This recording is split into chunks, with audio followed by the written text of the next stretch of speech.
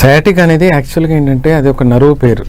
ఆ నరువు ఎప్పుడైతే నొక్కుపోతుందో దాని ద్వారా వచ్చే లక్షణాలకు కలిపి చెప్పిన పేరే సయాటికా. అది ఏమవుతుందంటే L3, L4, L5 మధ్యలో ఎప్పుడైతే డిస్క్ కంప్రెషన్ అవుతుందో, లేదా L5, S1 మధ్యలో కూడా డిస్క్ కంప్రెషన్ అవుతుందో, అక్కడ నుంచి ఆ 4 డిస్కుల మధ్యలో నుంచి మనకి ఆ సయాటిక్ నర్వ్ బయటకు వస్తూ ఉంటుంది. అది రైట్ సైడ్ లెఫ్ట్ సైడ్గా మనకి సప్లై అవుతుంది.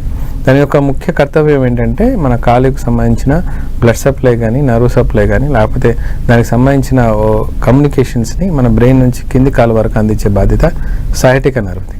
ఎప్పుడైతే దాని మీద కంప్రెషన్ పెరిగిపోతుంటుందో, లేదా దాని మీద ఎప్పుడైతే ఒత్తిడి పెరిగిపోతుంటుందో ఆటోమేటిక్గా దాంట్లో నొప్పులు మొదలవుతాయి. ఎస్పెషల్లీ నొప్పి అంటే లాగుతున్నట్టు ఉండే నొప్పి, లేకపోతే పట్టేసినట్టు ఉండే నొప్పి అనేది ఫస్ట్ స్టార్టింగ్లో ఉండే లక్షణాలు ఉంటాయి. ఆ తర్వాత మంట రావటం కానీ, లేకపోతే ఎలక్ట్రిక్ షాక్ లాంటి పెయిన్ రావటం కానీ జరుగుతూ ఉంటుంది. అది వెనక నుంచైనా రావచ్చు, అంటే వెనక బ్యాక్ నుంచైనా రావచ్చు, లేదా ముందు సైడ్ నుంచైనా మనకి అది స్ప్రెడ్ అయ్యే అవకాశం ఎక్కువగా ఉంటుంది.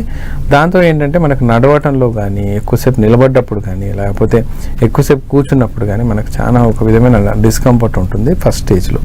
సెకండ్ స్టేజ్కి వచ్చేసరికి ఆ మంట మనం తాళలేని పరిస్థితి. అప్పుడు ఇమ్మీడియట్గా వాళ్ళు ఏదైనా ఆయిల్స్ కానీ, మసాజ్ కానీ చేయటం, లేదా టైట్గా కాల్ని కంప్రెస్ చేసినట్టుగా పట్టుకోవడం లాంటివి జరుగుతుంటుంది. ఫోర్త్ స్టేజ్కి అలా వచ్చేసరికి అసలు నిలబడలేరు, కూర్చోలేరు, అసలు ఆ మంట తాళలేక ఇంకా పెయిన్ కిల్లర్ ఇంజెక్షన్స్ ఎన్ని వాడినా సరే తగ్గలేని పరిస్థితికి వస్తూ ఉంటుంది. ఇది సయాటికా పెయిన్. దాదాపు దీని గురించి ఇంపార్టెన్స్ ఎందుకు వస్తుందంటే, నడుము నొప్పి ఉన్న ఒక 100 కేసులలో 60 నుంచి 70% మందికి ఈ సయాటికా పెయిన్ వచ్చేస్తుంటుంది.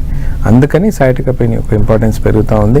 దీనికి సాధ్యమైనంత వరకు చాలామంది ఏంటంటే సర్జరీ చేయాలి అని చెప్తూ ఉంటారు. అలా సర్జరీ కాకుండా మనం మెడిసిన్ ద్వారా తగ్గించుకునే అవకాశం హోమియోపతి ద్వారా ఉంది. అందుకని సయాటికా పెయిన్ గురించి 3rd, even 4th stage entry వరకు ఉన్న ఏ స్టేజ్లో అయినా సరే మనం హోమియోపతి మెడిసిన్ ద్వారా దీన్ని క్లియర్ చేసుకునే అవకాశం ఉంటుంది.